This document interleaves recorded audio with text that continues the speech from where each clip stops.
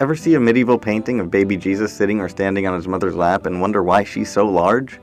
Paintings like Cimabue's enthroned Madonna with angels or Duccio's Maesta also appear out of proportion. If Mary were to stand up, it seems, the angels in the picture would be as tall as her shin bone, and her torso would be disproportionately small when compared to her legs. Maybe you thought the artist simply wasn't skilled enough to paint realistically, or lacked the mathematical skill of perspective, but that's not the full story. To understand why, we need to go back to the late 5th century, when the city of Rome was attacked by the Goths. Rome was built in marble and meant to last forever. It represented for many years the pinnacle of human civilization, so its destruction left a huge void. Theologians, who preached about a world beyond the physical, began attracting an audience as Rome crumbled, and Christianity started to fill the void left by the empire. As a replacement for the physical beauty of Rome, Christianity offered a metaphysical beauty of virtue, and an eternal heaven that could not be destroyed as Rome had. After the fall of Rome, early medieval theologians turned away from physical beauty, rejecting it in favor of inner beauty. They maintained that while the physical world was temporary, virtue and religion were permanent.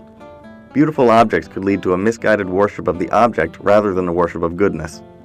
It is said that the early 6th century preacher Saint Benedict, upon thinking of a beautiful woman, threw himself into a thorn patch, and through his suffering regained his focus on spiritual beauty. He feared his desire for the beautiful woman would distract him from his desire to love God. As European civilization transitioned away from empires and towards religion, monasteries became the gatekeepers of knowledge, which meant that classical books that praised physical pleasures were not copied or protected. Without protection, they became the victims of natural decay, fire, flooding, or pests. And without the help of monks transcribing new copies, these texts and the philosophies they carried disappeared in Western Europe and were replaced by the works of people like Saint Benedict. Which brings us back to these depictions of Jesus and Mary.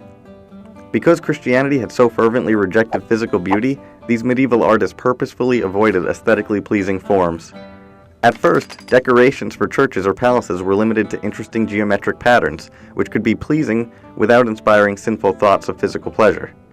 As the medieval period progressed, depictions of Jesus and Mary were tolerated, but the artist clearly made an effort to veil Mary and give her disproportionately large legs with those enormous shin bones.